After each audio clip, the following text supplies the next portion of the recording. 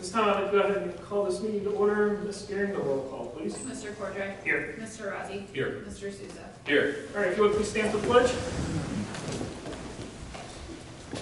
I pledge allegiance to the flag of the United States of America and to the republic for which it stands, one nation, under God, indivisible, with liberty and justice for all. All right, this time I'd like to make a motion to approve of the clerk's journal and accept the tapes as the official minutes of the July 15th, 2020 trustee meeting. Second. Mr. Cordray? Yes. Mr. Rossi? Yes. Mr. Souza? Yes. All right, next item on the agenda, we have our bills before the board. Make a motion to approve EFT vouchers 1188034-259 through 1188034-335. Second. Mr. Rossi? Yes. Mr. Cordray? Yes. Mr. Souza? Yes. Motion to approve payroll withholding checks 32301978 through 32302004. Second. Mr. Souza? Yes. Mr. Rossi? Yes. Mr. Cordray? Yes.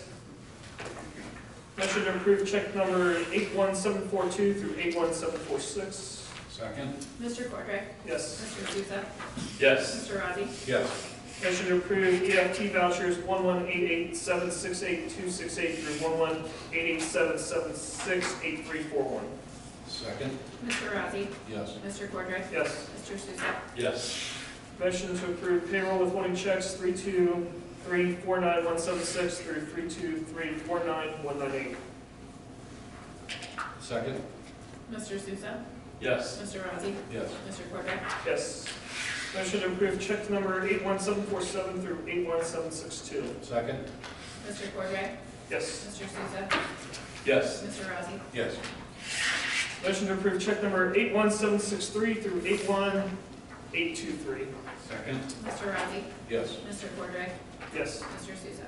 Yes. Andy, tell me, it's been a few weeks since our last meeting, huh? Yes.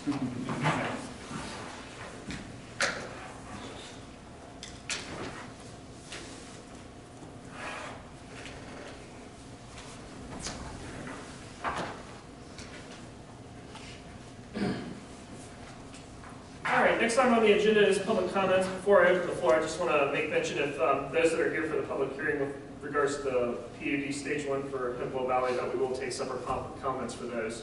So at this time, we'll go ahead and open the floor up to public comments at 6:32 p.m. All right, seeing none, Mr. Centers, they may submit public comments online this evening. No, sir, I didn't. All right. This time we'll go ahead and close the floor to public comments at 6:33 p.m. Next item on the agenda, actually we have, right before we go into human resource matters, is we do have a proclamation that we'd like to make for Ms. Maxine Patrick. Whereas the Board of Hamilton Township Trustees, Warren County, Ohio, recognizes that a citizen of the Sunrise Landing community, Ms. Maxine Patrick, was born August 5th, 1920, and whereas the Board of Hamilton Township Trustees, Warren County, Ohio, desires to declare August 5th, 2020 as Maxine Patrick Day in recognition of her 100th birthday. And whereas the Board of Hamilton Township Trustees, Warren County, Ohio, dedicates this day to bear tribute to the essential life and accomplishments of Ms. Maxine Patrick. It is acknowledged Ms. Patrick is one of 15 children of Mr. and Ms. Andy Lucy Price, loving wife of McCoy Patrick, and the proud mother of 2 daughters, Norma and Juanita. And now, therefore, that the Board of Trustees, Hamilton Township, Warren County, Ohio, hereby dedicates this day as a reminder of the importance of our community coming together, especially in difficult times, to honor and celebrate life achievements, as for life, and also as proof that you're never too old to win at Skip-Bo, and be it further resolved that we, the Hamilton Township Board of Trustees, do pause in our deliberations to honor one of our citizens, Ms. Maxine Patrick, in recognition of her 100th birthday, as it is celebrated during this unprecedented time of COVID-19, with a socially distanced parade of family and friends and members of the community near the gazebo in the Sunrise Landing community, and officially declare this August 5th, 2020, Maxine Patrick Day.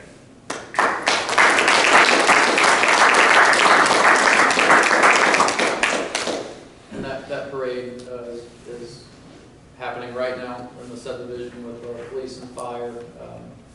friends and family are socially distanced. I'm passing her, and she's in her living room, looking through the window. So they have the original proclamation signed, delivering that to her right now, so.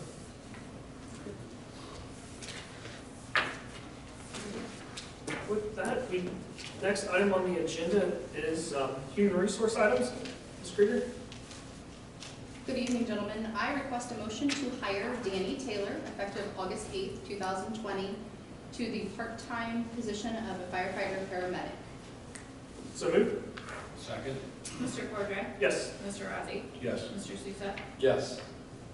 Next, gentlemen, I request a motion to off-roll seasonal park crew member, Mr. William Platty, effective July 17th, 2020. So moved. Second. Mr. Cordray? Yes. Mr. Souza? Yes. Mr. Rossi? Yes. Next, gentlemen, I request a motion to approve a one-time carryover of 2019 vacation hours in the amount of 111.75 hours for Officer Brandenburg to be utilized on or before the end of the calendar year of 2021. So moved. Second. Mr. Souza? Yes. Mr. Rossi? Yes. Mr. Cordray? Yes. And finally, gentlemen, I request a motion to approve a deed transfer within the Mayville Cemetery. Cecilia Wiseman is transferring lot 520, grave 7 and 8 to Miss Laura Wilson.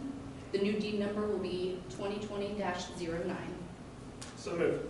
Second. Mr. Rossi? Yes. Mr. Souza? Yes. Mr. Cordray? Yes. Thank you, gentlemen.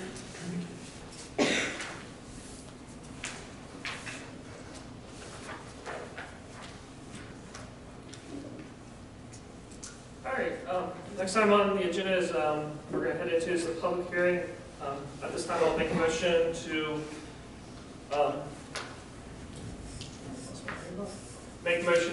open the public hearing up for the PUD Stage 1 revised site plan for the villages of Football Valley, Section E, at 6:37 p.m. Second. Mr. Cordray? Yes. Mr. Souza? Yes. Mr. Rossi? Yes. All right, and at this time, I'm going to ask Mr. Kramer to present on this matter. Thank you, Mr. Cordray.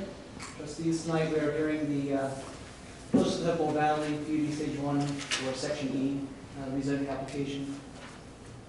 We did have legal notice published on Sunday, July 26th in the Warren County Pulse newspaper, and we did have copies of the project available at the administration building from 8 to 4:30 throughout the week.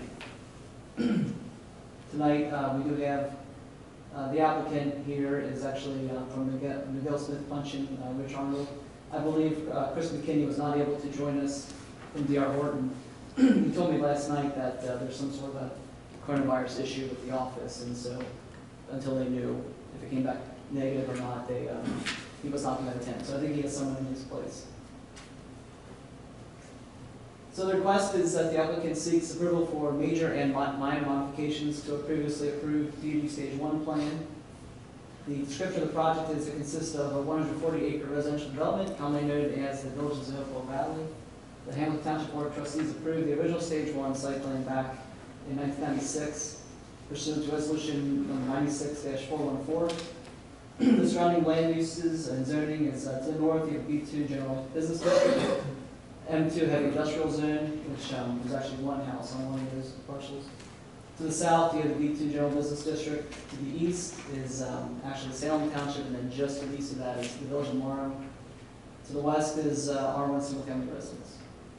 And here's kind of the map where you can see kind of layout, you know, high school and junior high over to the west. And we have, this is Salem Township, and then this is Village of Morrow. This is that M2 district they mentioned. There's a house right here, so it's not all industrial. We have in, I think in your packet, the original Stage 1 PUD site plan. Of note here is parcel in question is parcel E multifamily for the future. That was the original plan to be multifamily. Revised PUD site plan, the major change is this is now single family patio homes instead of multifamily. And that is the major modification. The original site plan called for 200 multifamily future units in parcel E. The new PUD Stage 1 site plan is replacing those units with 68 single-family patio homes. There are some minor modifications requested, which include extending a pedestrian pathway and making certain mounting adjustments. That pathway will better connect with the school, the high school and the junior high. That's in parcel A1. Parcel B, to make certain mounting adjustments, and parcel C, to remove one residential lot from subdivision, to decreasing that and increasing the other 2 lots around it.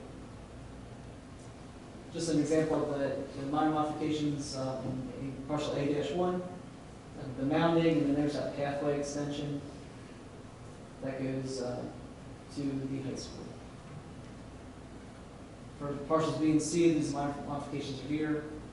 You can see the red, the mounting adjustments, and then down here in blue is where these the one parcel is removed, or the one lot is removed, and the 2 lots are made larger. So I just included in here about our modification review procedure. It's pretty standard, you can look at that. It's in our zoning code, as is our modification review criteria. I can review this and go through it if you'd like, but I thought I would just skip ahead to the recommendations. So for Warren County Regional Planning Commission, their recommendation was approval based on several conditions, including the development shall comply with Warren County subdivision regulations and Hamilton Township zoning code, except for modifications in the villages of Hopewell Valley, planning, development standards, and policies set forth in that previously mentioned resolution number 96-414. Hamilton Township shall revise resolution number 96-414 to include the modified planning and development standards. The developer shall utilize Route 22 and 3 as access for construction and vehicle traffic. And when we get to the time of PUD stage 2 submittal, the applicant shall illustrate which lots are impacted by the 100% chance floodplain. Zoning Commission heard this issue back on July 13th, thank you.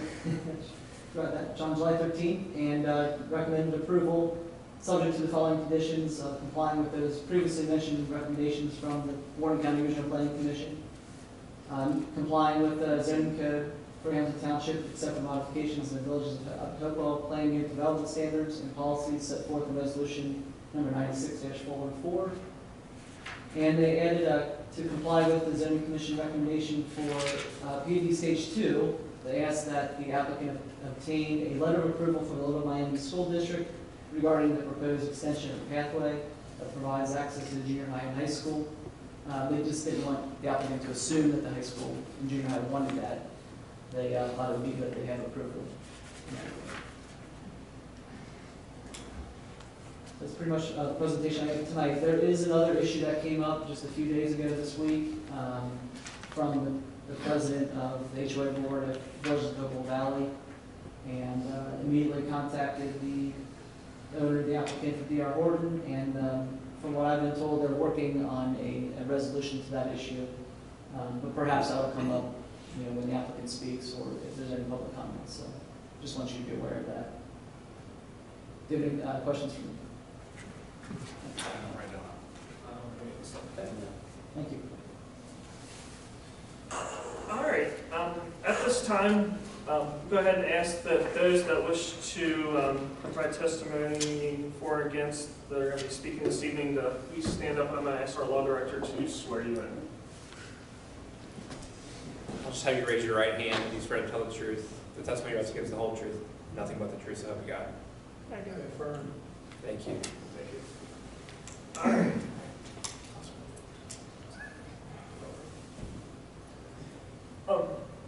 Yeah, you want me to talk about the easement issue, or do you want to hear public comments first, and we can address it? Let's go ahead. We'll go ahead and talk about the easement issue. Okay, and having the president of the HOA and the developer, as more details come, we can discuss it. But it's my understanding that the HOA still owns the easement, and they're working towards a resolution to get that. However, that being the case, this board currently doesn't have the authority to approve this as stated because the HOA is the landowner. So if you do want to move forward with this, you can approve it contingent upon an amicable agreement between the HOA and the developer, or you can push it to the next meeting. There's different options, but we can of course look at those however the public comments shake out. So, but as is, we currently don't have the authority to do anything, approve it, because the HOA owns that easement. So I just want to clarify that for you, but, John? Just, can you give high level, a little bit of detail on the easement, what it entails? It'll be in mine. All right. Fair yeah, enough. and I'm sure Ms. Ratliff has more details. It was, And we've actually got another problem with it too, that just came up okay. late this afternoon. Okay, it's my understanding December 2019 timeframe, roughly was gifted or donated to the HOA, but that is where the road needs to go, and they can't put a road in without that. So, but I'm sure it'll be addressed, so if you want to open it up. And then the microphone, it's in the back here. I know we can all hear you, but on Facebook, if you could use that, and there's hand sanitizer next to it as well, and the microphone has been disinfected. At this time, I'll go ahead and invite the developer to come up and present this time. And you'll have to turn on the microphone in the back, so.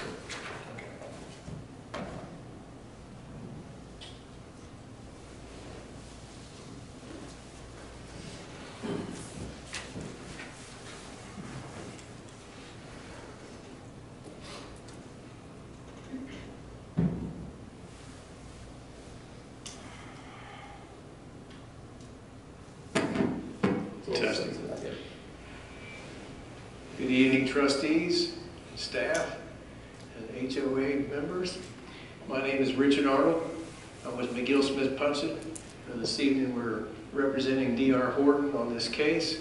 Accompanying me here is Eric Black, who is with D.R. Horton, and if there's any questions of them, that he'd be available for comment. It's kind of loud, isn't it? That's a little sensitive. Yeah. But at any rate,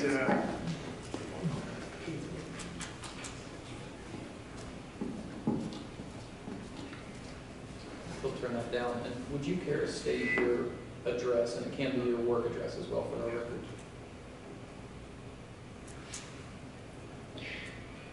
the address is 3700 Park 42 Drive, Suite 190B, Cincinnati, Ohio, 45241. As the staff has alluded to, there's been a circumstance that's come up here recently with the, as far as the property and easements with the HOA, and quite frankly, I'm not privy to all the details, so I'm glad that Ms. Ratliff is available to provide some information. But one thing I'd like to point out, though, is on that stage one major modification, the location of the road as it accesses the subject property that's for reducing the density from 200 units to 68 units is the same location. We haven't changed that. So I understand that the trustees may or may not have the authority to approve it or deny it, but I would echo the suggestion that perhaps that you could consider approving it contingent upon successful resolution with the HOA. Going from a multifamily to a single family use is, it does have some difference as it would relate to an HOA, and we acknowledge that, and D.R. Horton they want to work harmoniously with the HOA on that matter, along with the access point to the Little Miami School Board. I mean, they would have to approve something like that as well. In regards to Little Miami, we have reached out to, there's a person by the name of Powers who's representing the Little Miami School District, and we've brought them documentation as to what we want to do, but we haven't received a response from them. But I anticipate that we will have that worked out prior to submitting a stage 2, stage 3 plan. And Alex did a thorough job, and I think at this point it'd probably be better for a representative of the HOA to kind of present to you as to what the situation is. I do have one question. I'm guessing you're familiar with the plan development. With regards to the path, is that path already installed? Because if my recollection is correct, am I thinking of that, is that not the path? I can address that too. Okay. I was just curious, that's something, that's what, I just didn't know if you had any how are you looking to extend that? What's the plan? Is that supposed to go over the driveway there that runs behind there and to the, like down to the schools? Or Or it's kind of right there on the schedule. We'll just extend it to the property line and then, well, I'm familiar with the path. I used to live in a subdivision, so I know where the path is exactly, where it kind of forks, because there used to be a walking, I'd say just basically overgrowth where people would walk through there. And I know, because I've jogged down there recently, there is now it's been paved, probably it's been at least 6 weeks or more. That's been paved all the way to the driveway. Is that the extent of your taking that path, or are you looking to take that further onto the school property? we're only going to take it to the limits of the property that's owned by the HOA. So as it is today, then, as it's already built out today, correct? Okay. Okay, I just wanted clarification, because like I said, I've been down there, and I just wanted to know if there was plans, if that was a plan to extend further around or whatnot, or if it was just to that point. That was my only point of clarification on that. Gentlemen, did you guys have any specific questions for the gentleman at this point? I do not. All right, Thank you. thank you. At this time, I'll invite those that want to speak for or against the proposal to come forward, please. Okay.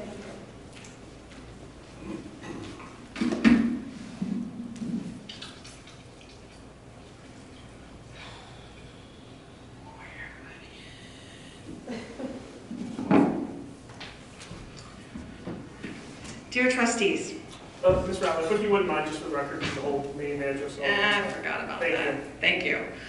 Lynn Ratliff, 5323 Valley View Drive, Morrow, Ohio 45152. I live in the back of Hopewell Valley. I'm here representing the HOA board. I am the president at this point in time. I also have our treasurer here, Jen Langles. As far as the walking path, since that was the last thing that we just talked about, there was a PUD modification in 2005 that required that walking path to be installed by 2006. It had not been, and we sent the old developer a demand letter 20 months ago, and that walking path was installed 3 months ago. It is to the property line, it is paved, it is done. Since we're on that page right there on the screen, we're concerned why they're wanting to change the mounds. Number one, the mounds don't belong to them.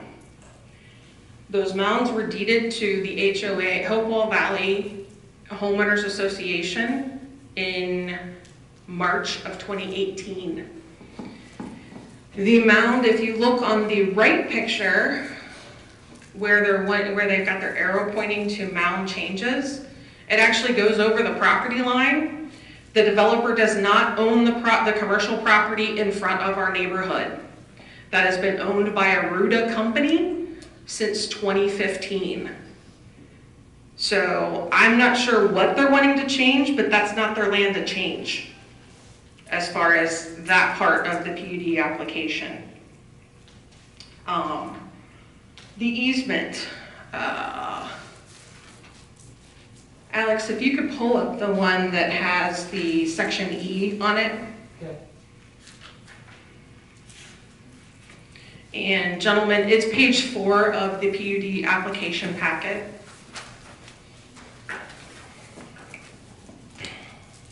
So, the neighborhood was divided out into sections. In 2005, when the neighborhood started construction, there was a PUD modification application that came in. It was approved in 2005. And it specifically excluded Section E and Section G, I believe it was, which was the commercial property in the front. The original developer at that point in time still owned that commercial property at the time of the application. The 2005 PUD modification required the developer to put in a 15 to 25 foot barrier between the single family homes and the multifamily property. If you look at the bottom picture on page 4, you will see right underneath the red line, you'll see another line that comes off a little bit up to the right of the S in units, comes down and then kind of follows along the line, the property line. That is the land that's in question. That land was never part of the Hopewell Valley Homeowners Association, but it was deeded to the Hopewell Valley Homeowners Association on 12/31/2019. Just for reference, is that the path that runs back behind those homes that they paid recently, like I said, maybe a year ago? No, Okay. this is going to be on the other side of the trees. The trees are kind of along the property line, Okay. and then this was a buffer on the other side that was required from that 2005 PUD. So basically, Dan Rolfes, the old developer, took 3.5 acres out of Section E and parceled it out for that buffer.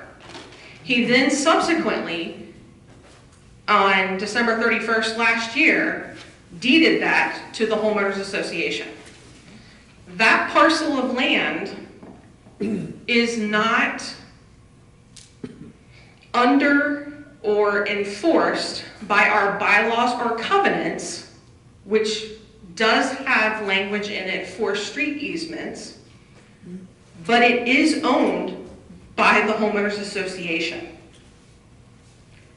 The street, as proposed in the 1996 PUD application and in the 2005 application, the street was only up to the Section E property line. As you can see with that parcel of land, there's about 100 linear feet that they would have to come through our property that does not have an easement to get to these single-family homes. Another question that was raised today, Alex asked me, these single-family homes, are they going to be part of our HOA? Well, they never were intended to be part of our HOA because originally it was a multifamily. When you're talking condos or a multifamily residence like that, they typically have their own homeowners association because there's a lot more upkeep involved. They take care of the outside of the building usually. Now that we're changing it to single family homes, to bring that land into our HOA is going to require an amendment to our covenants and bylaws, and it's also going to require a 75% approval from our members, which equates to about 118 people out of 198. The developer obviously is going to vote yes on his 23 lots. A quick poll of our residents. We're worried about our pool. Our pool is only 30 feet by 60 feet. It is the largest pool that you can build in Warren County without having to have a full-time lifeguard. Our pool is already crowded, and we've got another 90 homes that are going to be going into the back of Hopewell Valley that are already part of our HOA. I don't know that we could get it passed that these 68 homes will come into our HOA, unfortunately. We have not actually done, the board, we tossed it around here in the last maybe, 2 weeks when we found out that the zoning was getting changed, attempted to be changed to single family. We have not had a board meeting yet. We plan on meeting tomorrow night. We haven't even done a study of our return on investment if we brought those 68 homes in. We'd be looking at a lot more acreage that we would have to mow, and potentially out by 22 and 3, we would also have to take care of bush hogging, possibly at least once a month during the summer months. So we're not sure if we would even put forth an amendment to bring them in. The amendment has to be done by the board president and the board secretary, and I talked to the secretary today. I'm not sure that either one of us is willing to put forth that amendment yet. There's a lot more discussion that we need to have with D.R. Horton. There are some ideas that we've had. I did talk to Chris McKinney Monday night. Alex, thank you for putting us together. Chris and I did talk for an hour and a half Monday night. We do have some ideas brewing. The homeowners association potentially could grant an easement on that land for consideration. But we've got to deal with this other issue too of what do we do with 68 homes that have a connecting street that may not be part of our homeowners association? Who's going to take care of their common area? Are they going to have to create their own? Well, if they're not going to be part of ours, then why do a connecting street? Just go ahead and connect in at 22 and 3 for that parcel of land for those single family homes and make it a separate small subdivision, kind of like, what is it, 31 Oaks is right up there in front of Thornton Grove. So I think there's a lot more discussion that needs to happen between the developer, builder, and the homeowners association. And like I said, as this stands right now, they can't do the mound changes because that's not their land to do mound changes on. And then this, they can't do the street because they don't have the easement from us to do it. So, and I think that's basically what Brett was saying, that it can't be approved as is. It could be tabled, I guess, maybe. But there's a lot more that needs to come through before this makes it through the stage 1.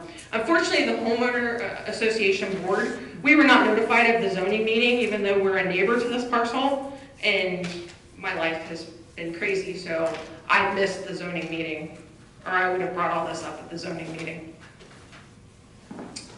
Any questions for me? I don't have any at this point. I might have some follow-up questions for the developer, but I don't have any for Mr. Adam. Gentlemen, do you guys? I have one or two. Okay. So when you were talking about this parcel that creates the easement issue, it took notes. If I heard right, that was just deeded to the HOA by the previous developer in the last year.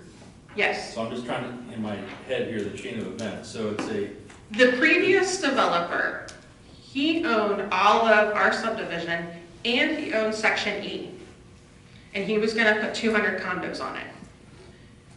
When they made our subdivision and they started building it out in 2005, the zoning commission and the trustees at that point in time told him that he needed to create a buffer between the single family homes and the multifamily homes. So what he did was he took 3.6 acres of his multifamily home and created that buffer.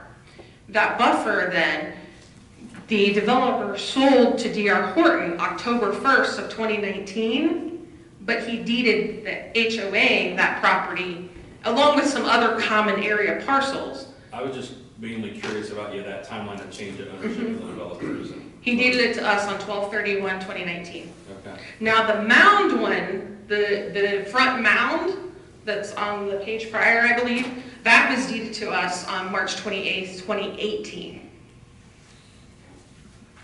Okay. What, just spitballing here, you guys said you have a lot to discuss, and I get the concerns about bringing in the single-family homes, but I would also think that there's a stance that people would rather have 68 new neighbors instead of 200 new neighbors. I mean, ultimately, you can or cannot, you can or choose to or not accept them and bring them into your HOA, but recent uproar on another proposed multi-story apartment property, I would assume that there's also a strong faction of your residents, especially in this area, that wouldn't want to see that. Chris and I talked Monday night, and the gist of what the homeowners association wants, we love the lower density, love it, think it would be great. But there's still a couple more steps that we need to get to and get through and get in contract before we get to that point. It was always supposed to be 200 high-end condos, and the way Dan Rolfus talked, the condos were gonna be $150,000 to $180,000 condos.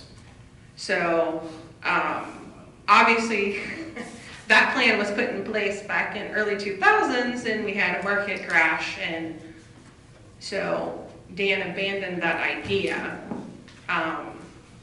but never changed the zoning. Now D.R. Horton wants to change the zoning, which we're all for. We're all for the lower density. That just makes sense.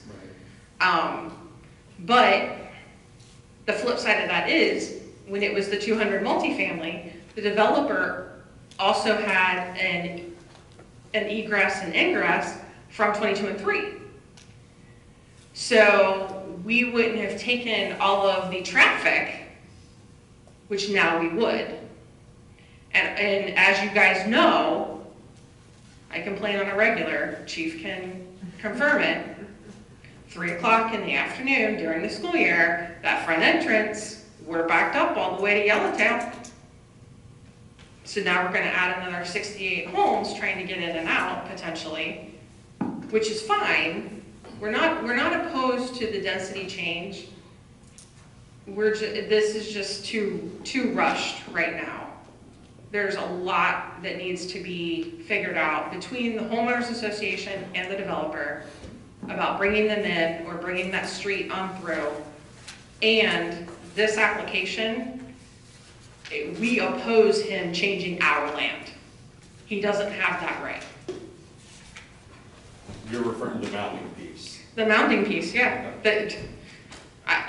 He doesn't have the right to change our land, and he doesn't have the right to change the commercial property land in front. I mean, I'm sure that the mound is gonna be required, but it's already there. I'm not sure what they're changing. Thank you. So you're meeting with your board tomorrow night? The board is meeting tomorrow night, yes.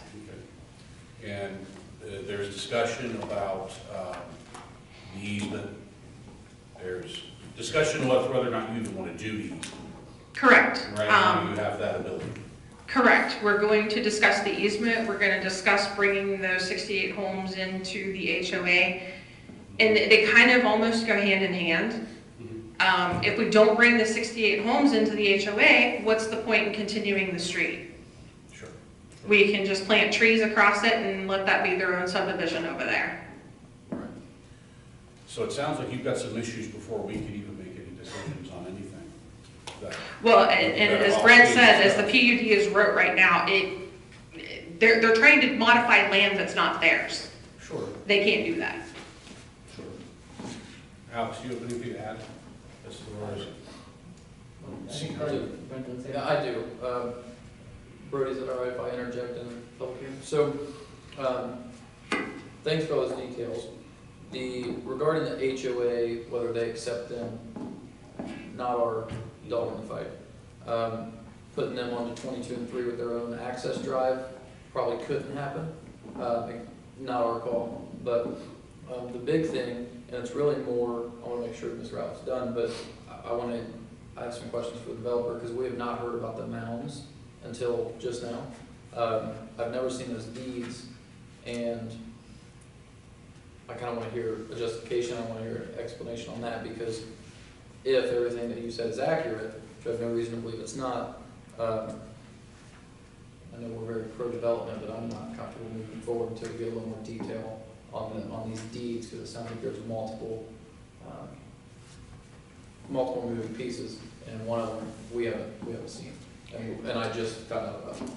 The mounds were actually established in 2005. They run on Yellowtail on both sides. Daryl's shaking his head. Yeah. They run on both sides of Yellowtail. They separate our subdivision from the 2 commercial parcels that are up front. The mounds are anywhere, depending on where you're at on the mound, anywhere from 6 to 8 feet tall. And there is a evergreen or a tree every 10 linear feet. So we've got 15-year-old trees on those mounds. Yeah. The big thing for And me we mow the grass. Yeah, the big thing for me is the deed, and we don't have the authority to do anything with someone else's property. So I'd like to hear the justification, but we want to make sure and get through everybody that has comments before we. answer questions, but that I would have concern with that. I will say, in talking with Chris Monday night, he did offer that, he's the VP of Land Development for D.R. Horton. He did offer that typically D.R. Horton over in Indiana, which is where they're based now, and Columbus, which they've moved into that market probably a decade ago, they come in, they buy a parcel of land, and they develop the whole thing. Them coming in after the fact has kind of turned their world upside down. They came in expecting to run it like a brand new development, and this is actually a 15-year-old development.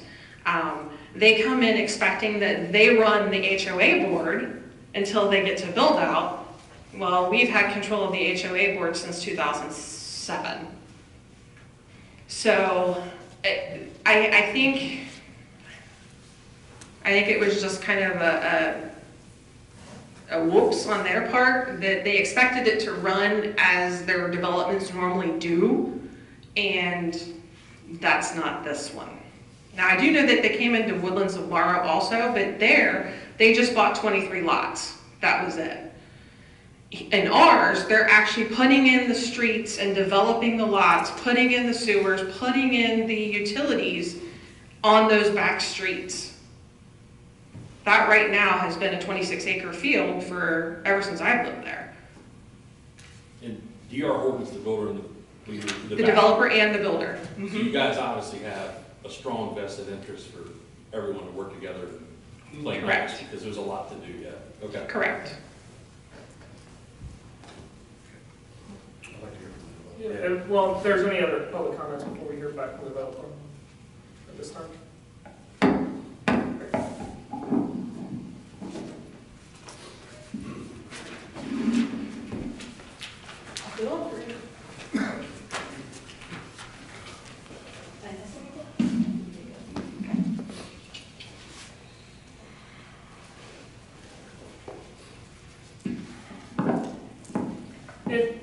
Just to open up, if you would just speak, I'm particularly interested in the mounds. As Mr. Ratliff stated, I used to live there right along Yellowtail. Those mounds, I know just from when I lived there, and I know my neighbors, they really enjoy having that buffer between that commercial property, if that ever gets developed, and even now with the road and everything. So can you speak to what exactly what's your plan with that? In regards to the mounds between the single family and what is currently zoned multifamily, I'm not aware of any. No, there's the two mounds that run along basically parallel to 22 and 3 there on the Yellowtail section, because that's what I believe is noted on Yeah, there. So what has occurred? There's a little misunderstanding as it relates to the mounds. We're not going to do anything in those mounds other than the path for the school. What occurred is when we had our pre-application with the Warren County Planning Department, they suggested that we do some housekeeping items on the PUD.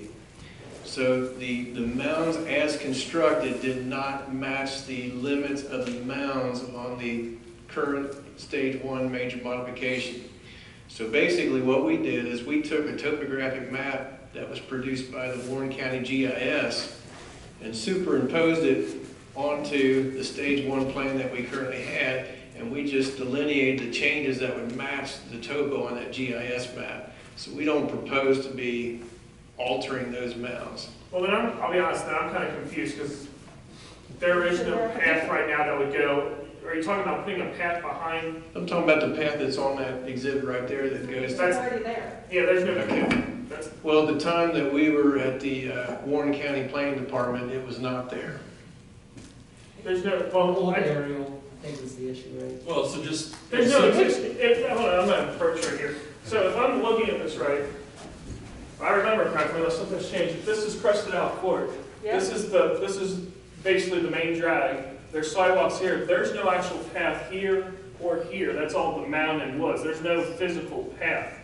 The only path is that you come down the street here, Yellowtail, and then there's a path in between these two homes, and this is the addition that was put on. So I don't know where, that's what I'm trying to understand, is what you're talking about as far as adjusting, because right now this is just hills, the mound and the trees themselves. We're not adjusting any mounds. Okay, so that's probably been just a change that needs to be reflected. What we did is we took Stan Williams' recommendation at the pre-application meeting, and he said, we want you to modify your stage 1 PUD plan, the mound locations to match what was constructed, and that's all we did. Gotcha.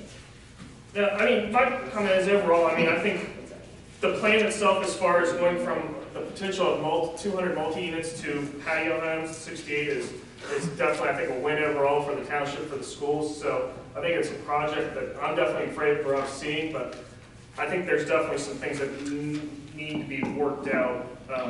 May I offer one other clarification? I'm sorry? May I offer one other clarification? Yes. In regards to the 200-unit multifamily project, that I thought I got the understanding that somebody said that there was going to be an access point from that to 22 and 3, but that access point would have only been for emergency vehicles. It was not a full-service access. That's really, as far as, are you, I guess, is your intent, if for some reason you're not able to work out the easement issue, is the intent still to develop the property there? I mean, is there, I guess, I'm just curious if there's a plan B, or is that still? Well, I would say it's probably a little too early to tell what the plan B is right now. Gotcha. In light of how long ago this was brought up, but I would imagine that depending on how things work out with the HOA, that if it's not favorable, then a plan B would be determined. Since that access point originally was looked at just emergency access, and this has come together fairly recently, I'm assuming there's been no type of traffic study or even any rough sketches or schematics of access from 22 and 3. There has not been any traffic study related to this. Now, I will say that, you know, from a spacing standpoint, a variance would need to be obtained from ODOT in order to obtain the access. Based on the number of units that we're referring to, if there's only 68, I would surmise that a traffic study would result in basically no traffic improvement warrants, just because you're only talking about 68 lots.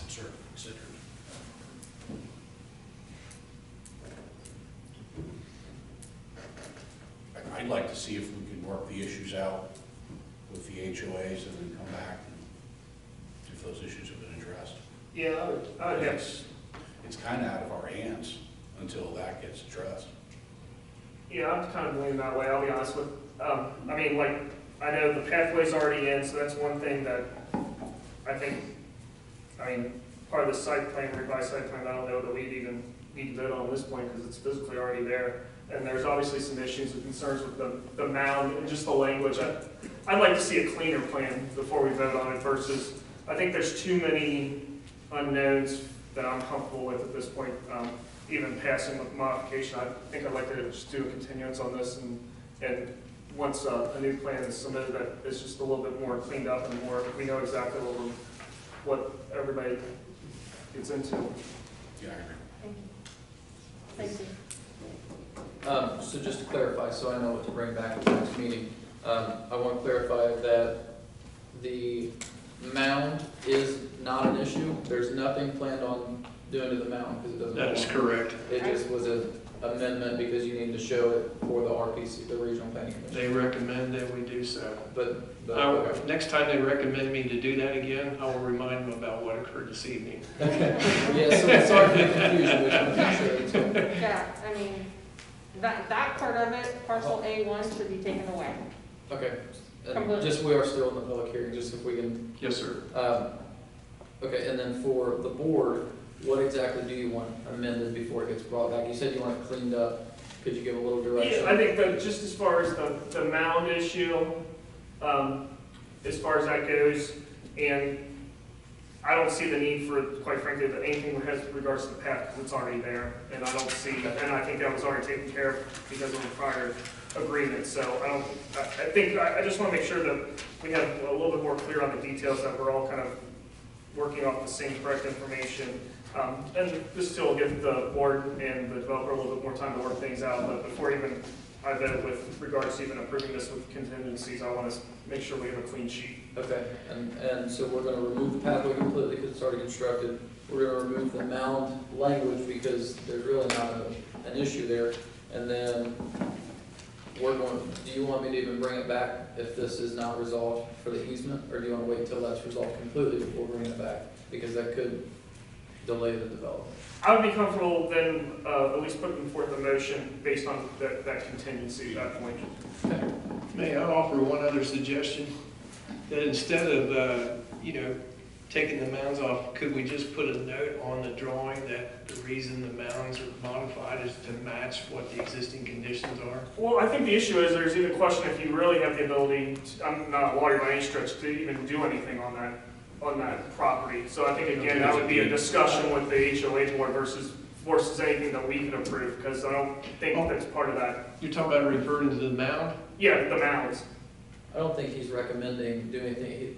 Stan Williams, the director of RPC, just this map didn't line up with their map of the county, so I think they just needed to move to reflect that. Right, so what I'm thinking is we could put a note on the drawing stating that the purpose of the mound revision is just to match the existing conditions. Yeah, just as, I mean, that's a legal thing that we can work out, just to make sure, the understanding is there's nothing gonna happen to the mounds as they are without any agreement. We'll make it very clear. All right. Yeah.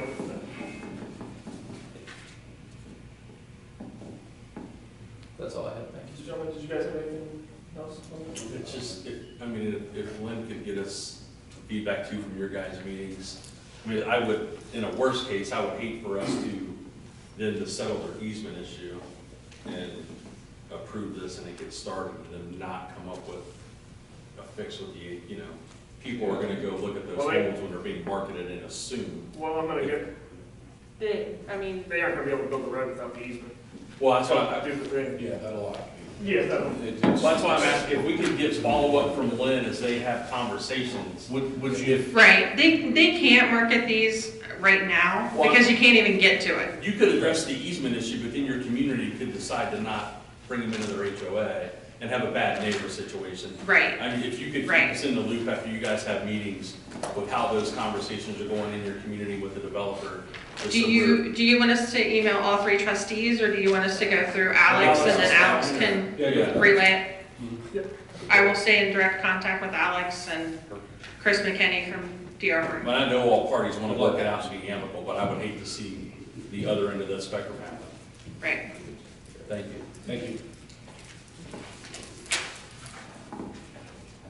The only thing I would say is that we probably should have a motion to continue broad race to, once, kind of, because we have to keep the same hearing date, just extending it until a later time, so we'll just continue the hearing date and move from there. All right, gentlemen, did you guys have anything else on this, or anything else? All right, this time then, I will make a motion to continue the hearing for the PUD Stage 1 revised site plan for the villages of Hippo Valley, Section 8. Second? Mr. Rising? Yes. Mr. Cordray? Yes, Mr. Souza? Yes. thank you. Appreciate everybody's attendance and feedback on that. Thank you. All right, next item on the agenda is going to be, gentlemen, under new business, Resolution 20-0805, a resolution authorizing and approving an increase in the township appropriations in the fire EMS special levy fund to reconcile budgets for calendar year 2020. Gentlemen, this is with regards to the new fire truck that we've discussed in previous meetings. The amount is $143,305.47. The remainder of that is actually going to be paid through our insurance to cover the cost of the new fire engine. Chief Reese, did I summarize that correctly? That's approved? Yeah. All right. Gentlemen, do you guys have any questions, comments? No, just nice job. It looks like you came in towards the lower end of the range when we look at the total. Yes. What you're looking at. Yeah. Taxpayers, thank you. Still deliveries 6 to 8 months? I think I was reading 10 to 12. Yeah, 10 to 12. I wish, yeah. Just the only question I have then, based on that timeline, I don't know if you chatted with them earlier when we discussed it, we're paying for this now, even though we're not getting it likely till 2021. And was the motivation behind that because they were offering us some sort of discount in essence or preferred pricing? Yeah, we saved between $8,000 and $9,000 by paying for it up front. Thank you. Perfect. All right. This time then I'll make a motion to approve resolution 20-0805. Resolution authorizing and approving an increase in township preparations in the fire and EMS special levy fund to reconcile budgets for calendar year 2020. Second? Mr. Souza, Yes. Mr. Rossi, Yes. Mr. Cordray. Yes. Kind of piggybacking on top of what we just passed, gentlemen, on that resolution, make a motion at this time then to enter into contract with Suffolk for the purchase of the fire apparatus. Second? Mr. Cordray, Yes. Mr. Souza, Yes. Mr. Rossi. Yes. All right, gentlemen, next item on the agenda is resolution 20-0805A, a resolution authorizing and approving an increase in township appropriations in the cemetery fund to reconcile budgets for calendar year 2020. And this is to cover the balance of the mowing season for 2020. How many cuts is that?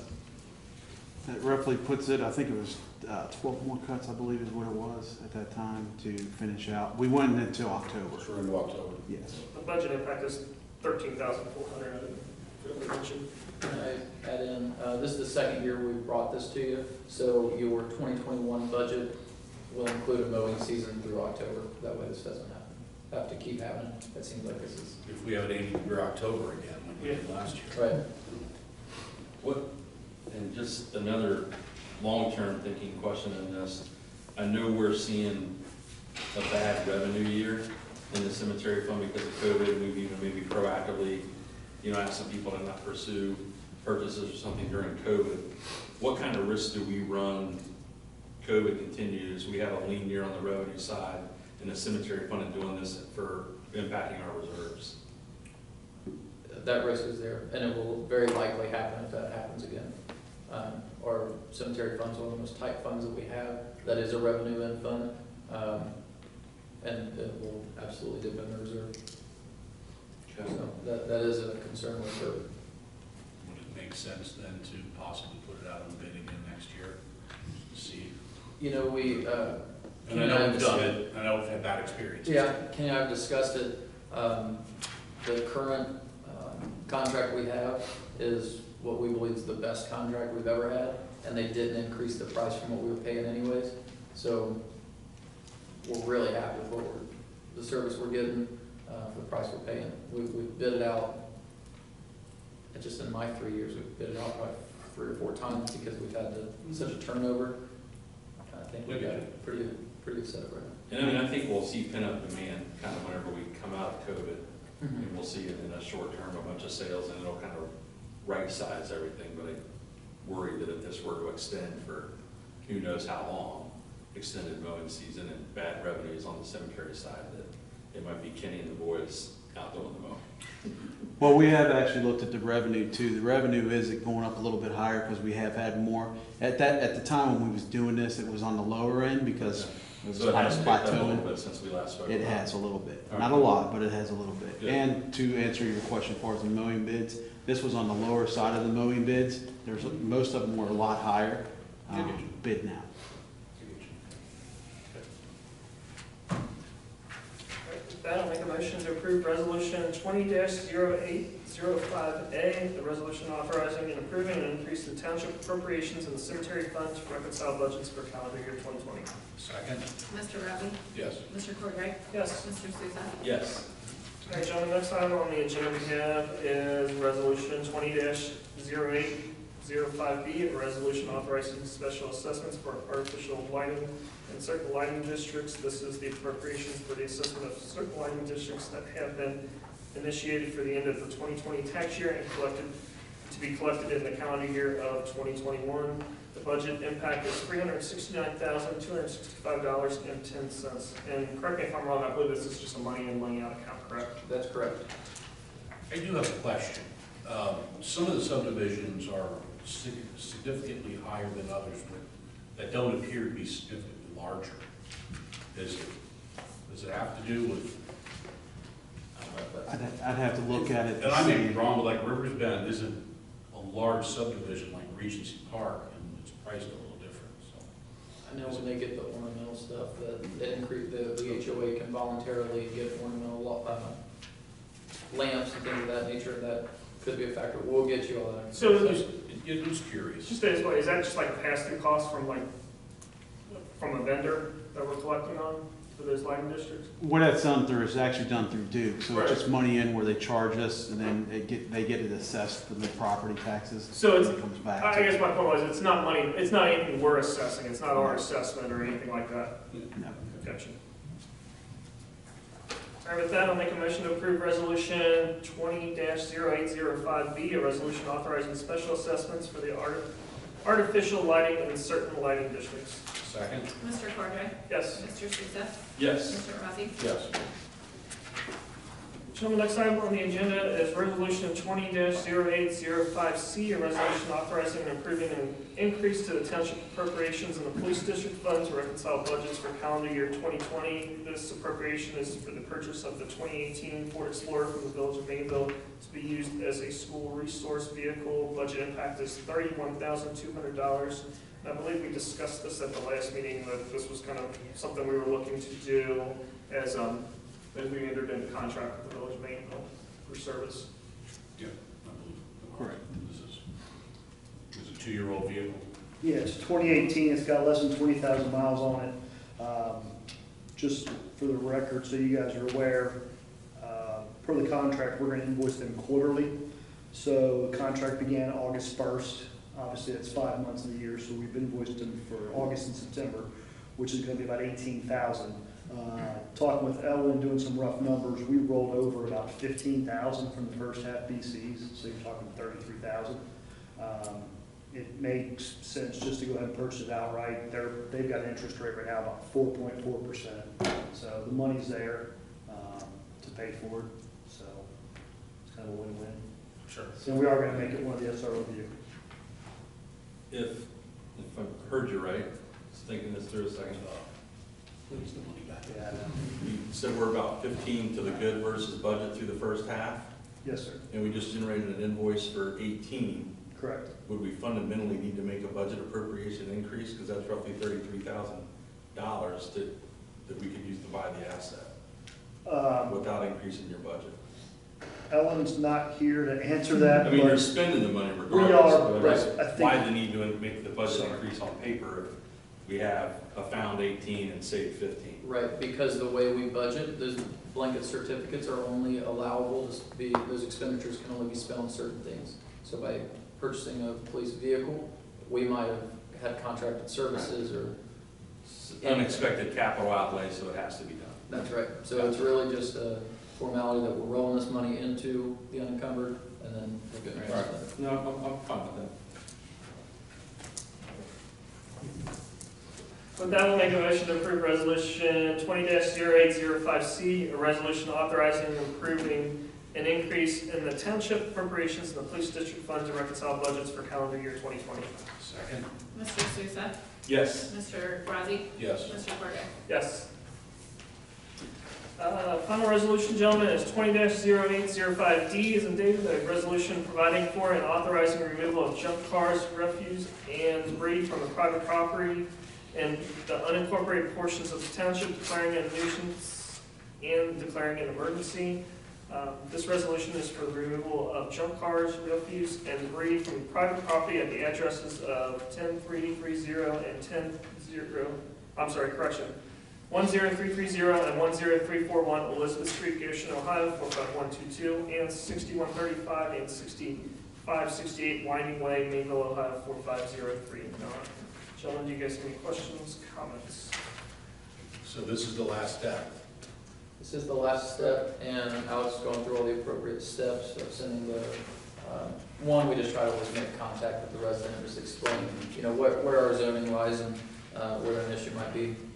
Then he formally addresses it, gives them so many days' notice. And I think you'll see on the letters there, I did provide over a month notice to all 4 properties. I do want to make a quick note. I talked with the owner of 6568 Winding Way. That was on Monday evening. And as you can see, probably from the first to the second photo there, he has made some improvements in getting rid of that white junk car and some other debris there. And he also is getting registration and license for that blue truck. He wasn't aware he needed to do that. So, it's a younger gentleman, and I'm gonna remove that. I'm not gonna send that out at this time. I believe he's making the appropriate steps necessary to satisfy our zoning code. But the other ones, yeah, they've had the proper notice, and hasn't been an improvement on the 3 properties, from my view. What's the communication been back and forth? Or have they been? No communication, unfortunately. So then how does that get handled? So the next step, they receive, yes, correct, they receive a certified letter, Mhm. and now if it has a junk car or vehicle, I was informed of Mr. Yoder today that it would actually be 14 days from the notice of that letter, that certified mail letter. So they will have another 14 days to abate the issue. If they don't do Time it, it takes then to we get the letter there. And then, again, the process then after that, if still nothing, what happens then? Who enters the property? That will be our Public Works Department, given the amount. If it's so much that we need to contract services, we'll do that, just because we have such a, limited public works crew. If it's a vehicle, we'll contract with the tow company, so, and that will all be billed. How are our personnel protected? Depending on the situation, Is what that- we've had. Has that ever encountered? It is, and given the different situation, we'll have a police escort. That's it. All right. Make a motion to approve resolution 20-0805D, a resolution providing for and authorizing the removal of junk cars, refuse, and debris from the private property in the unincorporated portions of the township, declaring a nuisance and declaring an emergency. Second? Mr. Rossi? Yes. Mr. Cordray? Yes. Mr. Souza? Yes. All right. This time we will go ahead and move to the administrator's report. Mr. Summers. I have a couple items. One is the resurfacing is completed in the township. When we first made contact with Warren County, and you remember, our biggest concern was that we wanted it to be completed by the start of school, and they ensured us that would happen, and it was upheld. So we really appreciate the county, making all those efforts. Those roads for this year was Schlottman, Adams, Nunner, White, Elizabeth, Southern Pine, Sea-Pen, Lighthouse, West Road, Jewelweed, Allegheny, and Winding Way Trail. And then Everett, what we did last year, we got the Reclamite on this year, and next year we'll get the Reclamite on these roads. So, but yeah, that was all done. We appreciate the county doing that so timely. The entrance signs are re-erected at all 4 main entrances. We got the breakaway per ODOT's request, and they're back up, so they look really great. The sunflower field, Kenny's guys did an awesome job down there, and because of that, we're expecting a bloom early to mid-September, so we're about a month away, and we know how many people packed Mounts Park last year, so we're excited for that. And finally, I'm glad to be back. When I came back in, I kind of met with everybody to see what I missed and everything, and there wasn't too many updates because everybody just kept rolling smooth. But I was just flooded with compliments on Kenny and his leadership and how everything just didn't miss a beat while I was gone. So I appreciate that, and obviously all the staff. We just have a good team in place, and that made last month really, really smooth. So I appreciate it. That's all I got. And we will go ahead and move to trustee comments. Mr. Rossi? Welcome back. And yeah, Kenny and I met a few times over the past few weeks, and did a fantastic job. I wasn't around a whole lot, but we had a couple meetings. Yeah, welcome back. Mr. Souza? Don't have a whole lot. One, and we need good news and success stories and wins in our trying times. Would you mind, just for the public and for the record, kind of summarizing the events of a couple Saturday mornings ago with the anti-police message graffiti and how that got resolved by Kenny's team? Yeah, so on Saturday, I believe it was July 27th, about 9 in the morning, there was some kind of rude graffiti discovered on a bridge overpass down on Old 3C and Foster Mainville Road. So of course, it's a county road, it's a state bridge, we're the township. So Saturday morning at 9:30, you don't really expect to have a whole lot of luck reaching someone at the state level, being the state bridge. Kenny was out of town in Florida, although you would have known it by his response to every email that was sent out, et cetera. But nonetheless, I reached out to Don Pelfrey, the road supervisor, and said, hey, Don, I know it's not a township bridge and a township road, but here's the problem. It's an eyesore. Everybody is seeing the message. Would it be possible to have our road crew go down there and throw some paint on it? I know it's a Saturday morning and they're off. I tell you, without any hesitation or delay, he made some phone calls, and I would say within an hour and a half, maybe, he had a crew down there, and they didn't just paint over the words, they actually rolled the entire pillar in a new paint color so that it looked professional and it wasn't like, done haphazardly. They did a nice job with it, and they didn't have to do that. They could have simply said, hey, look, it's Saturday, get a hold of it out on Monday morning, and they didn't do that. I talked to Mr. Weber as well, just to get his thoughts on it, and he said, I can't imagine ODOT having any issue with this, and Pelfrey, because of the contacts he's got here, he got a hold of ODOT, and they said, hey, yeah, by all means, take care of it. And I just really appreciate them coming out on a Saturday morning to do such a minor task, but it was really an eyesore, just in a bad location. So make sure that we publicly recognize Don and the staff of the Public Works Department that came out and did that, because that was above and beyond. This says a lot about their character and their work ethic. So, Thank you, Ken. thank you for bringing that up. No problem. And the only other thing I have is that we're kind of coming back up, COVID, we're coming back into stressful times, getting near back to school and fall sports starting, and COVID's not maybe exactly trending in the direction we'd all hoped, and just everybody keep their head up, and, it's new territory for everybody, decisions that, I know we get communications probably as trustees, people push it back on a mandate, or people thinking you should do more. Everybody's unique in their decisions they make, and whether it be us or the, schools, sports leagues, everybody's doing the best they can in the circumstances. Keep that in mind when you're out in public and dealing with your neighbors, family, and friends, and keep plugging away, and sooner or later, we'll be post-COVID one day. Don't know when, but we will be. That's all I've got. Thank you. A couple things, Mr. Summers, welcome back. Congratulations on your graduation as well. Thanks. As Mr. Summers stated, staff did a great job. Kenny, while he was gone, I think didn't miss a beat. Things ran smooth. It was great. Great to see. I do also want to thank the staff with regards to resurfacing. It was great that we got this done before school started. I think the residents will really appreciate it. I think it shows, the road levy being passed has been worth their investment, because we're on top of it and we're getting the roads resurfaced and completed. So I appreciate everybody's hard work with that. Do want to encourage everybody to keep an eye out on the Sunflower Field page, Mounds Park. I think that might be the one big event that we have coming up here soon that will happen, because the flowers will grow, I think, COVID or not. So just everybody stay tuned to that, and hopefully we'll get to have everybody we'll be able to get out and enjoy that. And just to encourage, kind of piggyback on what Mr. Sousa said, just encourage everybody to stay informed. Just kind of what's going on. There's things changing with regards to school and everything. So just make sure you're staying informed, and then feel free to reach out to your elected officials, no matter where you stand on any issue. Make sure you're engaging us. We hear from you, and let us work on your behalf.